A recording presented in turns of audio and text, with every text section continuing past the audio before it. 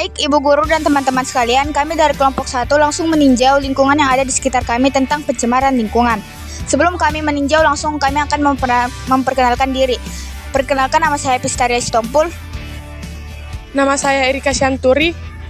Nama saya Pebrantar Tonang. Nama saya Lita Tripena Manalu. Nama saya Sanalam Kitaudeli Septar Tonang. Nama saya Abdul Aziz. Nama saya Rizky Pakpahan. Segan kami terus dalam peninjauan kami.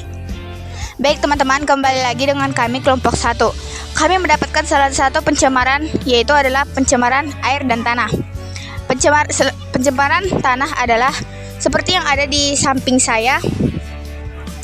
Pencemaran tanah adalah kondisi di mana suatu tanah tercemari oleh sampah-sampah atau zat yang mengganggu tanah tersebut sehingga tidak sesuai dengan fungsinya. Pencemaran air yang ada di dalam selokan itu bekas dari hasil produksi pasar atau saat berjualan di pasar dibuang langsung ke selokan sehingga membuat selokan menjadi kotor, keruh dan menimbulkan timbulnya bibit-bibit penyakit ataupun bibit-bibit daripada penyakit. Pencemaran tanah. Pencemaran tanah adalah kondisi ketika tanah tercemar oleh bahan kimia berbahaya atau limbah yang merusak struktur, kualitas dan kesurupan tanah.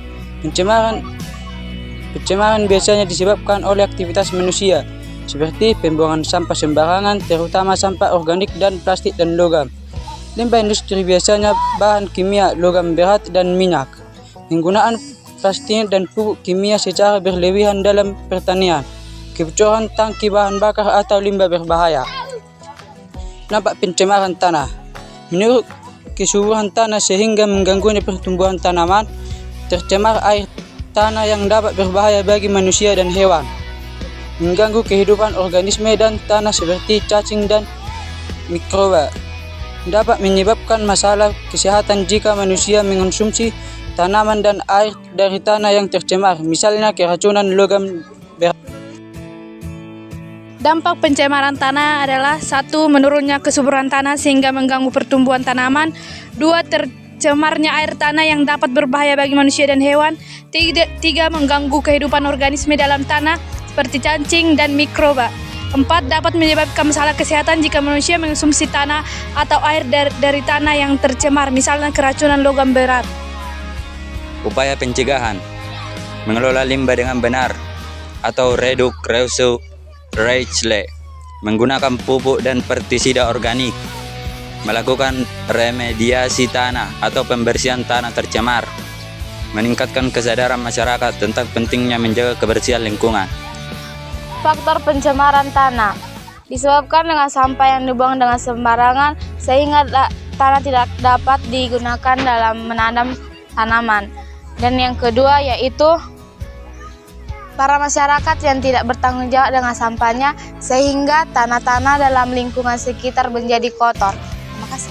Kesimpulan pencemaran tanah. Pencemaran tanah adalah kondisi di mana tanah tercemar oleh bahan kimia berbahaya atau limbah, baik organik maupun anorganik, yang berasal dari aktivitas manusia seperti berlebihan pembuangan limbah industri dan sampah rumah tangga. Dampaknya sangat merugikan lingkungan, kesehatan bagi manusia, serta produktivitas tanah itu sendiri. Faktor pencemaran air yang pertama disebabkan dengan sampah yang dibuang dengan sembarangan sehingga air yang ada di selokan menyebabkan bau yang tidak enak dan sisa sayur-sayur busuk yang dibiarkan begitu saja dan tidak dibersihkan sehingga mengganggu para pedagang dan pembeli dan bau busuknya. Jadi, kami mengamati bahwa selokannya banyak sampah plastik dan lainnya yang tidak dibuang ke tempat sampah yang mengakibatkan selokan jadi kotor dan tidak enak dipandang. Kesimpulan pencemaran air. Penciuran air tanah adalah kerusakan lingkungan akibat masuknya zat berbahaya seperti limbah industri, pestisida, dan sampah yang masuk ke dalam air tanah. Dalam dampaknya mencakup kerusakan ekosistem, penurunnya kualitas sumber daya alam, gangguan kesehatan manusia, serta kerugian ekonomi. Pencegahan dan penanggulangan dapat dilakukan melalui pengelolaan limbah yang baik, penggunaan bahan ramah lingkungan, dan peningkatan kesadaran masyarakat.